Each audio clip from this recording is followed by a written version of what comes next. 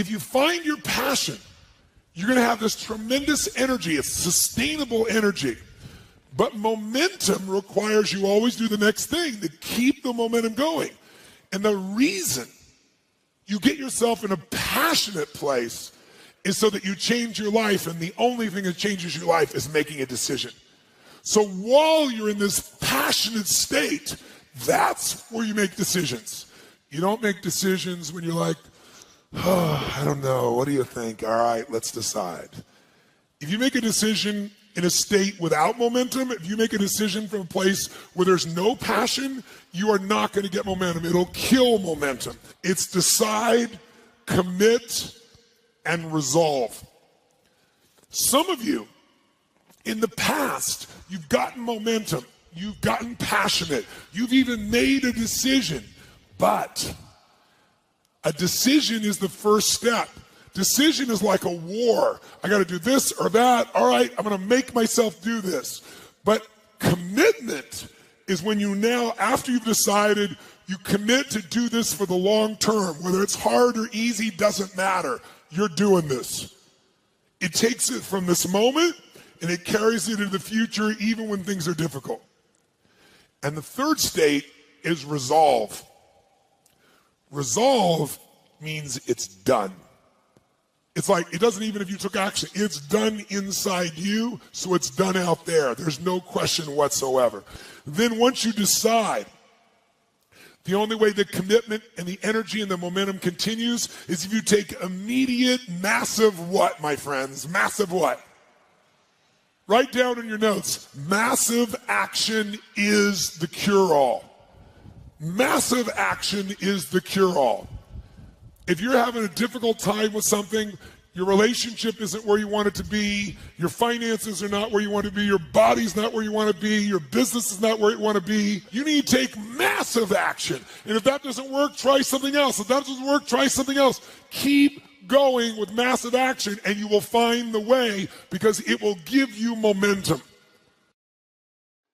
If you want to grow a business, I can teach you a million strategies that will change you overnight. And if I get you to use a strategy and grow your business 30% like that, you are going to get so excited that your story about your business will change, won't it? You're like, I can rip this open. I'm going to make this thing 100% more profitable. That's why 80% of those people, I can grow them 30 to 130%. Because once I get into momentum, people's story changes. And when their story changes, the third and most important thing changes, their state. Because that's what really changes it all.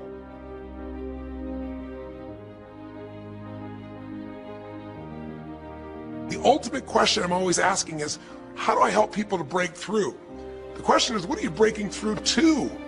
In essence, all of us at some level to feel alive have to always feel like we're growing. When people ask me, what does it take to be happy? I always tell them one word, progress. Progress equals happiness. Even if you're not where you want to be yet, if you're on the road, if you're improving, if you're making progress, you're going to love it. You're going to feel alive. On the other hand, it doesn't matter how successful you are. If you stop growing, you start dying inside. Now, how does this relate to this session on breakthrough? Well, I'll say it's really simple.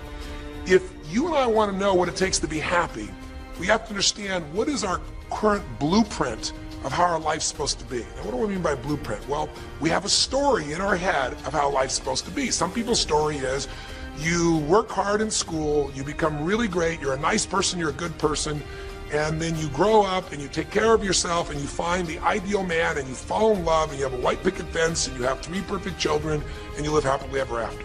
Somebody else's story, the old story was you work really hard in school, you excel in college, you go to work for a big corporation, and you move up through the ranks until you're the president or chairman of the company and you become successful and respected throughout life. These are some old stories.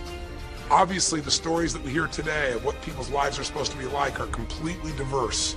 We no longer have these little archetypes, but one archetype still seems to remain. And that archetype is, in order for you to really feel like you're enough, many people believe they have to achieve an enormous amount. They may do it in different ways today. They may do it by building a company and taking it public when they're 27 or 25 years old, or they find and create a new technology, or they become a very special doctor. But we live in a culture in the West that teaches people that you're not enough unless you do something really special and unique, and we define special and unique in interesting ways. A school teacher is not special and unique. A mother who stays home with their children day and night, sculpting their minds, their bodies, their souls, and their future is not special. We live in a world today where we treat teachers like they're nobody and pay them accordingly, and we wonder why our children seem to have challenges in learning and growing or being engaged in school. When we spend thousands of dollars on some item like a computer, but what we look at overall we invest in for the teacher and for that person who's the personal connection with them is so small. We live in a society where many women look down and say, well, you're just a housewife, you're just a mother. See, some of the pain we have in our society is not because there's one right or one wrong approach, but because we try to make everybody fit into some particular approach to life. Here's what's going to make you happy or make you unhappy in life. It's real simple. Let's do a quick test. If you're in a situation right now where you look at your life, I know there's an area of your life that you probably feel pretty darn good about. Even if you're not happy with your finances, I bet you feel damn good close to your kids. Or if you're not close to your kids, maybe you don't have any kids, maybe you feel really good about your career. If you're doing not so good in your career, maybe you got a really great body that you've trimmed down or strengthened up, or you really shaped yourself the way you want, muscularly, or in the way you look. Or if that's not happening, maybe you feel a really special connection with God, or really close to your mother or father or your family, whatever. Almost everybody has an area of their life they feel really good about if they're honest and if they're fair to themselves. What's an area of your life you really feel happy about? And I want you to think about it for a moment, truthfully. What's an area in your life today that if you wanted to be happy about it, you really could feel proud about it? You could feel like it's an area you're doing darn well in. And if you're really hard on yourself, there's still an area. What's an area? I want you to think of it right now. And I want you to think of that area, whether it's your body or your finances or your career or your intimate relationship or your relationship with your kids or your relationship with your creator, whatever it is. I want you to think about, why are you happy with that area of your life right now today? Why are you happy with that area of your life right now today? Really think about it. If you were in a seminar with me, I'd have you write this down. And if you can put me on hold here for a second, because I'd like to reveal to you what the formula is for happiness. And if I say there's a formula for happiness and here's what it is, you're going to go, yeah, sure, that's what he says.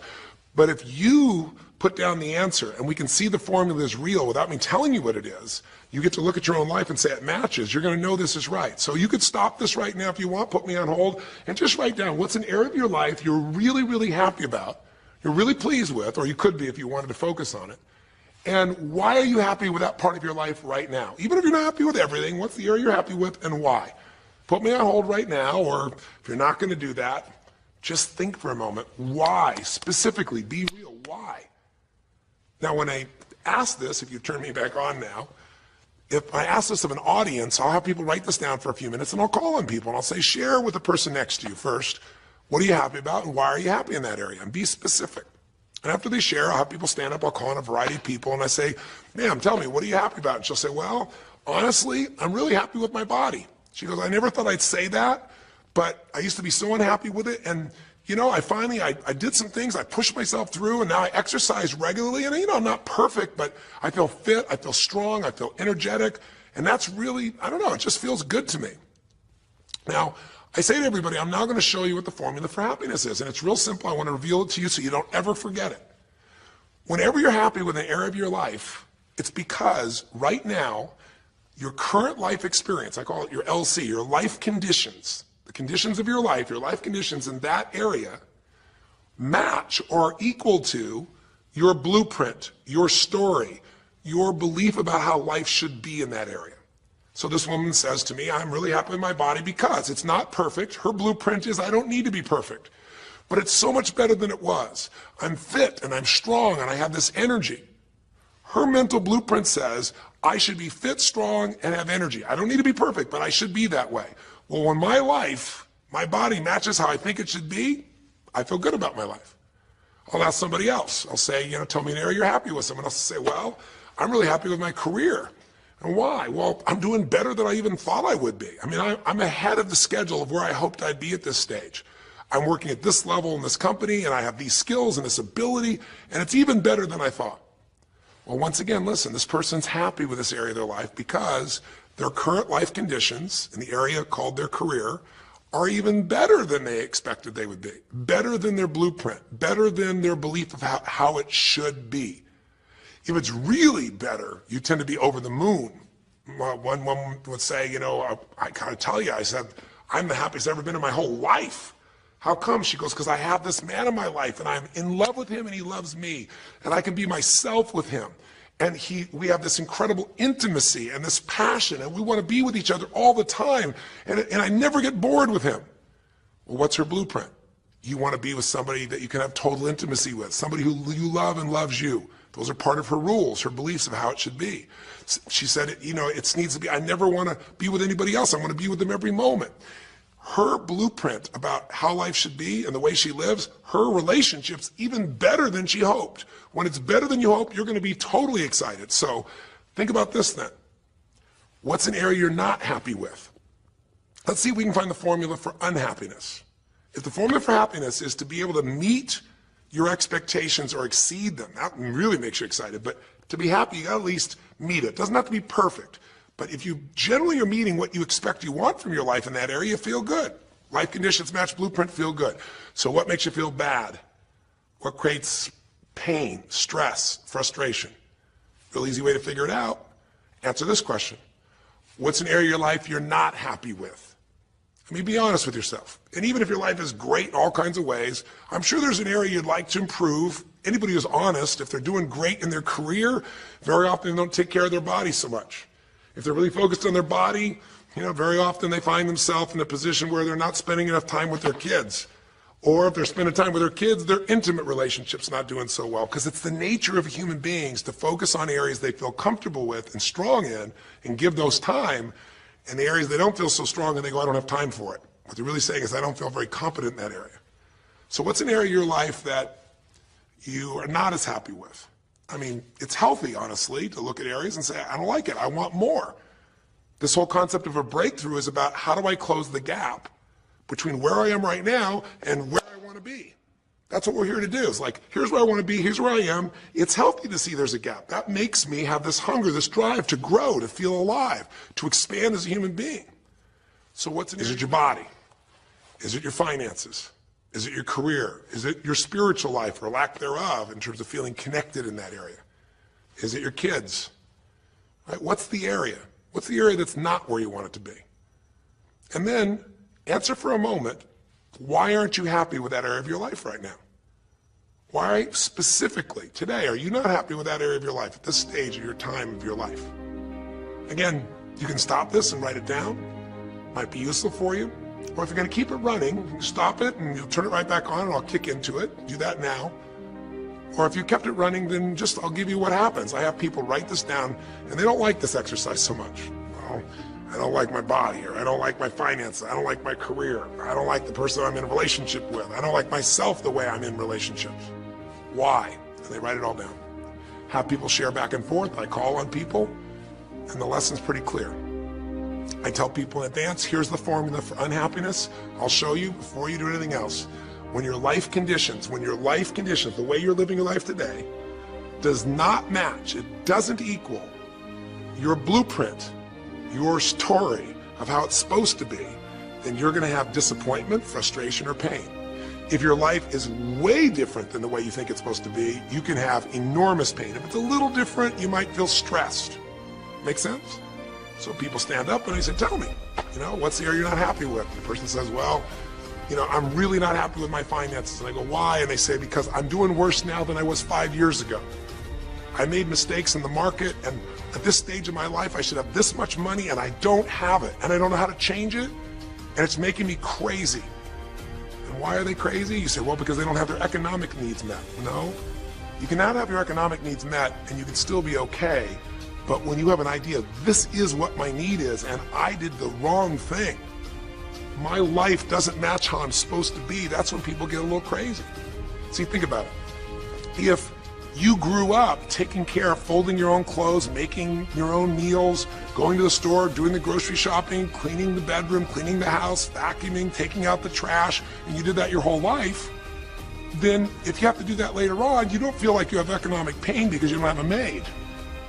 But if you grew up in an environment where everything was done for you and you never have to work, and now suddenly you have to work incredibly hard to just pay enough money to pay your bills, and all of a sudden food is building up and the house is dirty and your clothes aren't folded and nothing matches, you might find yourself really angry and frustrated because you have a different story about how life's supposed to be than how it is. Someone else will say, well, I'll tell you why, because I'm in a situation now where, I'm 30 pounds heavier than I should be. Should be is the key word. There are people in all cultures who love being big.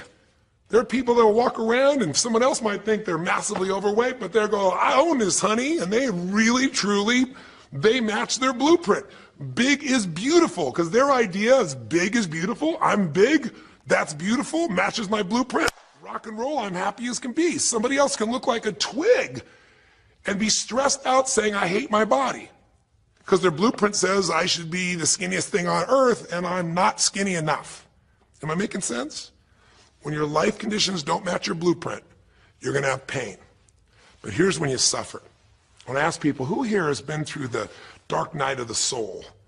Who's been here in a situation where you feel like life isn't worth living, or we feel like a pain that just will never go away? And a lot of people write down those experiences, like Joaquin. So you'll begin to understand what the issue is I'm talking about here. Joaquin, if you recall, was in a situation where this man felt like there was no reason to live. He couldn't work, he couldn't do anything, his life was worthless. Why did he think that? Because he had a blueprint. And his blueprint said, I need to be an NBA basketball player, at least a professional basketball player. I need to be able to make money and have this great lifestyle, because that's what makes me worthwhile as a human being. That's what makes my family respect me. My mother, my uncles, my aunts. I'm the successful one in the family, and I make the money. I support everybody. He's a good man. He didn't come just to be successful. He took care of his mother, his family. He tried to be an inspiration for people. Joaquin Hawkins is a man who was always going out on his free time and training kids and showing them the pathway to freedom, how they could play basketball and get free like he did and get out of the inner city.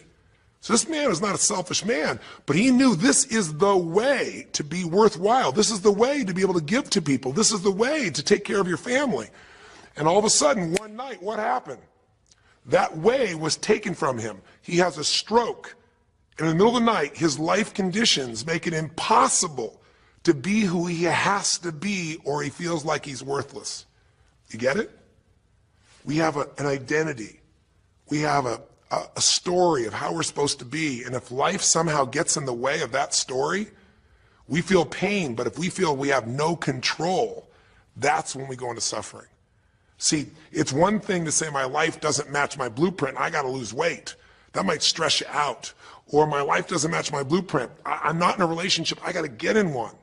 That might motivate you even. You might not like it, but you're going to find a way to get in one. Or my career doesn't match how I should be, you could change it. But when you start believing that your life doesn't match your blueprint and you have no control to change it, you're helpless, that's when people suffer. And so this week, for your breakthrough, it's a chance for you to start to take a look at your blueprint anywhere you're really having pain. Hey, look, if you're doing great in some area of your life, celebrate it, of course, and I'm sure there are many areas you are. But life is really a series of growth spurts. I mean, two things in life make you feel alive: growing and giving. And what's really wonderful about this man, Joaquin, is he was constantly growing, trying to get better, trying to be a better teammate, a better basketball player. Think about it. When he didn't make the teams and he didn't make the NBA, he didn't give up. He worked even harder. The guy was always striving to become something. And he became it, and he achieved it, and then life took it from him. Isn't that the common denominator with so many of the people in the stories of this 6-part series that you saw, these 6 specials? I mean, Frank and Kristen had a blueprint of what life was supposed to be about. We're supposed to get married and have children, and we're going to have our own business. And all of a sudden, life doesn't match the blueprint. And suddenly, there's depression. Because in their case, they said there's nothing we could do. But they were wrong. They were wrong because they discovered, and Frank discovered, I can make a difference to my wife. The chair, even though I didn't create this and didn't ask for it, this chair does not define me. I can become more than I was before. I can have the impact with my wife. I can have children. We had to change his blueprint because we couldn't change all the conditions of his life. Does that make sense? I couldn't get him to physically walk again. Maybe someday he will, but we can't count on that. What we got to count on is that he can be fulfilled by seeing he isn't helpless. And I did that through a series of experiences that violated what he thought he couldn't do. The same thing was true with almost every one of the people we worked with at some level. And in Joaquin's example, it was also true. Joaquin said, well, I can't ever have this quality of life again because I'm not a professional basketball player. And he was locked into that mindset, and all of us get locked at times. But to his credit, to a system of steps, we were able to break him out of that. We were able to get him to see that he isn't helpless. Because here's your choice. Watch this now. If you're suffering, if you're in pain, your life doesn't match how you think it should be, and you think you're helpless to change it, now you have only three choices. Choice one, blame something. And that's what Joaquin did, if you recall. He blamed his coach, he blamed what happened to him, and of course these things were outside his control. But he blamed his coach. And a big part of the healing, if you watch this session, was bringing his coach in and getting him to see, hey, you know what, all that anger, all that resentment inside of you, Joaquin, A, it's not based on the truth, and B, like Nelson Mandela said, you know, having resentment in your soul is like drinking poison and hoping that your enemy will die. It doesn't work that way. And when Joaquin was able to break out, his breakthrough was a change in perception, to realize this coach wasn't stopping me. I just felt like I lost everything, and so I don't know how to change it, so I'm looking for something to be mad about, someone to blame, so I don't have to blame myself, or I don't have to feel so helpless. Because when you're angry, you don't feel so helpless. You feel strong for the moment, even though it's a fake strength. When he was able to make that breakthrough, he could stop blaming. Because these are your three choices. When life doesn't match how you think it should be, blame something. An event, someone else, or yourself. As we talked about earlier in this series, blame games just destroy you. There's no progress when you blame. For the moment, you feel okay, but nothing changes. What are your real choices? You only have two choices in life. If life doesn't match your blueprint, you either have to change your life. That is, you got to say, you know what, my body isn't there, I'm going to go work out. My relationship isn't there, I'm going to change it. You know, I'm not making what I got to make, I'm going to retool, I'm going to get a new skill, I'm going to go back to school, I'm going to start a business, I'm going to do something. You have to do something to change your life. Or, in order for you to be happy, if you can't change your life, you're going to have to change your blueprint. Usually in life, it requires a little bit of each. Does that make sense? And if you change your life and change your blueprint, you can have an extraordinary life. And what you witnessed this man do was, once he let go of his anger and his denial, once he started to look at things, he began to find, by spending time with his family, that he was worthwhile being loved whether he played basketball or not. Of course, professional basketball was no longer a part of it. And we got to get Joaquin to shift that. And Joaquin is a metaphor for all of us. Because all of us are going to have times in our life when what we want or think life should be like isn't going to match how life really is. Those moments, if we blame, our life goes into pain. If we change, we can change our life and match our blueprint. But we have to also know when it's not within our control. And that's how we're able to make a shift and change what our story is for our life, what our expectations are, not by lowering them, but by changing what that model really is. I hope this makes sense to you. I'll give you a great example. Years ago, I do a lot of work with business people, celebrities, people of all kinds of walks of life. And I was dealing with a group of people, and they knew a very, very powerful celebrity. And to give that person privacy, I won't tell you too many details, so you can't figure out exactly who it is, but it would be a person who was very successful as a woman, who was extremely attractive by cultural standards, a woman who's had a lot of dear friends, a lot of deep respect, so great skill, great ability, extremely talented, quite attractive, quite wealthy in financial terms, and lots of great friends. This would be, for most people's idea, the ultimate blueprint. If your life matches that description, you must have an incredible life. But ironically, this particular individual, as famous as they were, was depressed all the time. They had seemingly everything, and yet the person was depressed. How do you get depressed when you're smart, and you're strong, and you're beautiful, and you got great friends, and you're rich, and you're famous? Well, it's real simple. People said, I don't know what it is. Everyone's tried to help her. She's been through counseling. She's got all these different drugs. Nothing's working. She's taking antidepressants, and she's still depressed, which is not uncommon, by the way. Because if you change the way you feel physically, but you still see your life doesn't match how you think it should be at some level, and you feel like you're helpless to change it, you're going to be depressed. So I said, bring her to me. I said, I can help her. I know that sounds like hyperbole, but I absolutely can help her. Well, how do you know that, Tony? Because I already know what the problem is.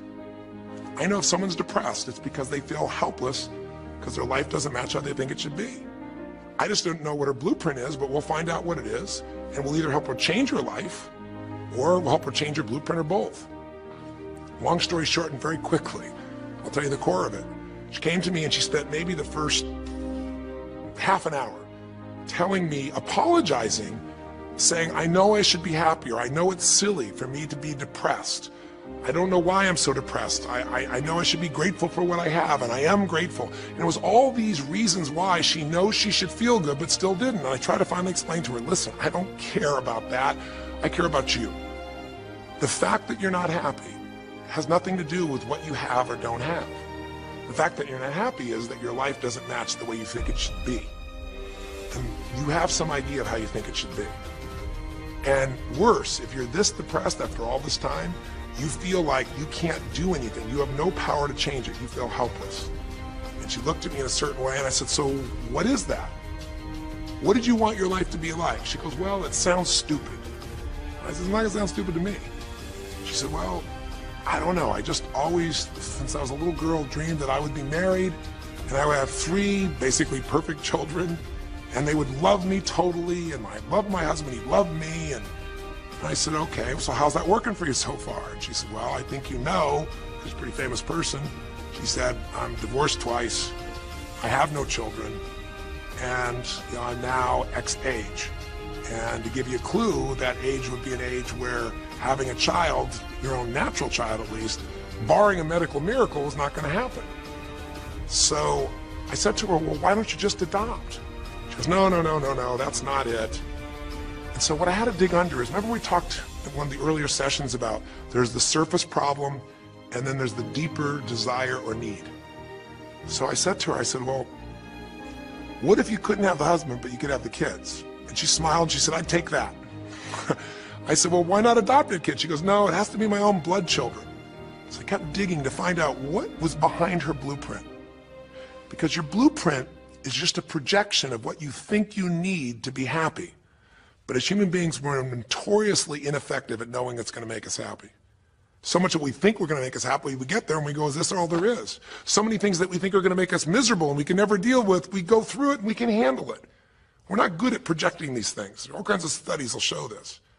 So I said to her, well, what are you hoping to get from these 3 children?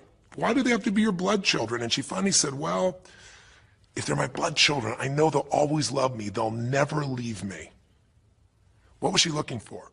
Unconditional love. She had this big blueprint that said, White House, picket fence, 3 children, perfect husband, all these different things. But what was behind that was a need to feel like she could have love that would be certain and wouldn't go away. So I can help her meet that need. So I said to her, I said, well, maybe one reason you don't have a husband is because every time you look at one, you're trying to figure out if he's going to get you those 3 kids in time and how that's going to happen. And maybe he feels a little stressed when you're looking at him this way because he can feel what's going on behind your bed, even if he doesn't know what the words are. And she started to laugh. She goes, I guess I've probably been that way a good portion of my life. And she goes, people wonder, why I'm so uptight. I said, you're uptight because you felt like you're running out of time trying to meet some picture. But I said, all you really want is love. I said, don't you have a lot of love in your life? Tell me about your friends. And gradually, I got her to start seeing this love that she was trying to get was already here. It didn't match the picture. Maybe we could paint a new picture of what life could really be like and make sure that picture met her deepest needs. That's basically what we did with Joaquin.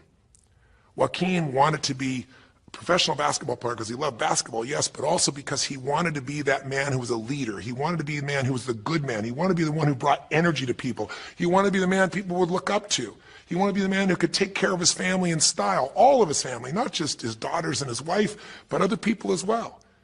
Underneath it all, he wanted to know that he mattered. And through the process that you saw in this show, he began to find out that he didn't need to be angry at the world, that yes, his blueprint was taken from him, but his soul and his ability to be a special human being that could touch other people was not taken from him. That maybe his real gift was his ability to inspire young kids, his ability to get himself to do whatever it took. How did he become a professional basketball player? Unbelievable discipline, unbelievable drive. He started bringing that to picking up trash, and the game started to change. He started to have fun there. He could come home and take care of his kids and pay his bills. That doesn't solve everything, but it gives him a way to suddenly regain himself. When he sat around with all of his family, and you saw part of those scenes, and if you watch little areas of browsing this week, you'll see some more scenes from his family where you see him beginning to realize they love me whether I'm rich or poor. They love me whether I'm a professional basketball player or not. They love me. That's what he was really after. And when he got that, it allowed him to let go and say, I can do other things. That doesn't mean he won't have challenges. We're all going to have challenges in our life. It doesn't mean that at times he won't wish he's doing more, but he's no longer stuck. He's broken through because he now knows I have control. I can change my life or I can change my blueprint. And when I do, I can fulfill it. I can start to feel that aliveness. Now here's the trap. What do you think happens once you fulfill your blueprint regularly? Once you figure out how to do what you always dreamed of. You always dreamed to live a certain way, and now you're living that way every day. Well, the human nervous system, the human spirit needs to grow. So pretty soon you'll get bored with that, and you'll come up with a new blueprint. That's part of life that's exciting. See, if you and I from this day forward are going to be happy, just remember what we've said. It takes two things, grow and give. A meaningful life comes from growing, that sense of progress, and it comes from having life not just be about me, but about we, doing something that makes me feel connected to other people besides myself. That growth, that sense of contribution fills a deep spiritual need that we all have. If you are unhappy in your life, you got three choices, really two. Blame, that's not a choice, it's not going to work. Don't blame someone else, don't blame the event, don't blame yourself. Just figure out what you're going to do to change your life. That's my specialty. If you like my coaching or my team's coaching, come visit with us. Come to an event. Come get a coach. Come through a program, and we'll guide you through it more than just a few minutes like this, and we'll do it directly, an environment that'll shift you. Or change your blueprint. You're going to have to rewire what's going on inside, and that's what we focus on as well. So I hope this journey has been an interesting one for you. I hope it's opened up your eyes to what it takes to go from where you are to where you want to be. It takes changing your emotional pattern. It takes bringing presence to your life. It takes realizing you have no problems compared to somebody else and putting your life in perspective. It takes the ability to deal with those extreme stresses that happen in your life by questioning your limiting beliefs. And again, we'd love to coach you and show you how to change those in a permanent way where it happens automatically, just like lifting weights so often until the muscle's always there and you find yourself able to follow through. It takes for you to be able to figure out how to deal with crisis and how to turn it around. It takes facing your fear. It takes pushing yourself through what used to stop you. It takes putting yourself in a position where you connect to what's more important than just yourself, what you value than just yourself. And it takes, I think in this case also, the ability to realize that no matter what happens to you, you're more than that moment. You're more than the story you think you're supposed to be. And that even when you're not matching what you think you need to be, maybe there's a reason for that. Maybe you're having to find a different part of yourself that's going to fulfill you at a much deeper level. Sometimes failing to get your goal gives you your destiny. I can't tell you how many people I've known over the years who had an idea of what they thought their life was supposed to be like, and they didn't achieve it, and they felt miserable and upset and frustrated, and one day an opening happened, and they went, oh my God, thank God that didn't happen. I think it's Garth Brooks had a great song, and it's a song about when he was in high school, and he was in love with this girl, infatuated with her, and she didn't even know that he existed. And he prayed to God every day that she would notice him, that she would fall in love with him. And then sure enough, she never did. He was so disappointed. His blueprint didn't match. His life didn't match it because she didn't even know he existed. And he felt this suffering. He could do nothing to turn it around. Well, 15 years later, he became a guy named Garth Brooks, somebody everybody knew, and he could rock, stadiums with his energy and his song and his music. And he goes back to be at his high school reunion. I think it was his 15-year reunion, if I remember correctly. I don't remember the exact year, but all I remember is he said he saw that woman that he was so obsessed by. He was looking forward to seeing her. And now he was Garth Brooks, and he met her. And after he met her and spent some time with her, he wrote a song called Thank God for Unanswered Prayers. Sometimes not getting your blueprint's the best thing that ever happened, because the disappointment drives you to find something more important inside of you. Or not getting it makes you look for another aspect of your life, a spiritual aspect, a family aspect, a physical aspect. If you can just trust that life doesn't happen to you, it happens for you, then you can find in any situation a benefit that can take your life to the next level. I don't care if you're Frank and Kristen, I don't care if you're, Mandy and Scott. I don't care if you're Joaquin and Kim. Every one of us in our life is going to face situations where it feels like we have total trauma, something that's been taken from us. The real question is, what are you going to do with it? Some people just live in their story of what they don't have, and they have the right to do that.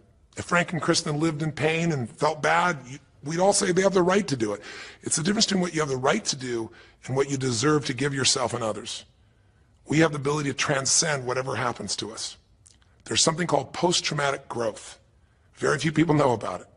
Two people go through the same stress, one's destroyed, the other grows. What's the difference? The people that grow will not give up. They don't have any excuses. They find the way to break through whatever it takes. And when they do, three things happen. Number one, they realize who they really are and what they're capable of. They realize they're so much stronger than they thought they were. And number two, they deepen all their relationships. You want to know who really cares about you, who you love and who loves you? Go through some tragedy. Go through some hard times. All your Facebook friends go away. Your real friends, your real family shows up for you, and you show up for them. And it deepens your relationships. And the third thing happens, if you can push yourself through and break through whatever challenges life gives you, is each time you have a breakthrough, you get stronger. And it almost like builds a psychological immunity in you, where suddenly, all of a sudden, it's like stuff happens, you know stuff's going to happen, and you're not scared of it anymore.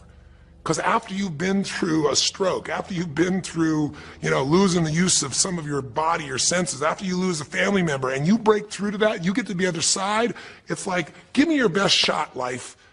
It's almost like there's this psychological immunity that says, I'm ready for whatever life will give me. I don't want challenges, but if they're here, I know I can handle them. That strength of spirit is what creates a sense of freedom and joy in life. And that strength of spirit basically comes from living a life where you are constantly and never-ending flinging away to improve yourself and to help others. That's my mission. And if we can serve you again in the future, I hope you'll check us out. There's 3 ways you can continue to participate with us. You can come to an event. Come have an experience with us live at a weekend at our Unleash the Power Within or our Date with Destinies. I think you'll find it's very different than just sitting here talking to you quietly, sitting in front of your computer screen. It's a rock and roll environment. It's like going to the ballpark and having one person sitting there talking to you versus being in the ballpark or the rock and roll concert, with 50,000. There's an energy and a power that comes from it. Second is there's immersion. Here we talk for an hour, there's distractions and emails. There it's total focus, and we go for immersion where literally what we did here over 6 weeks, a few little conversations, all that happens over and over again, multiple times a day, and you get that shift. So come to an event or call up and get a coach. We have people that you can work with and have a free coaching session and make sure it's really valuable for you. But these are people that can check in with you to help make sure you break through, you make the changes you want to make in your career or your finances or your body or your emotions or whatever area matters to you. And finally, lastly, and probably most importantly, every day you got to feed your mind. Because every day most of us are turning on, some form of news. It shows up in our pocket, in our Blackberries or iPods or our iPhones, I should say. It shows up on your computer constantly. It chases us, and it rarely does a good idea interrupt you. Really what you have to do is pursue the ideas, pursue the experiences that are going to change your life. And we have a way to do it called net time, no extra time. A way where you can keep feeding your mind the stuff that really matters with some products or services. So if you're interested in any of those things, be sure to click on your interest of an event or interest in having a free coaching session, or maybe try one of our audio programs, because the other challenge here is with video, you got to sit here potentially and watch me, but with audio, you can do it while you're working out, you can do it while you're cleaning the house, you can do it while you're driving in the car, while you're getting to work. We'd love to continue serving you in any way we can. I know I've gone long in this session, but I really want you to think about, how can I get my life the way I want it to be? The way I do it is I figure out what my blueprint is and I update it for what life is. I change my life, match my blueprint, and suddenly my life feels full and alive. Thank you for the time that we spent together here. I've really enjoyed our time, and I hope that this breakthrough series reminds you to never settle for less than you can be.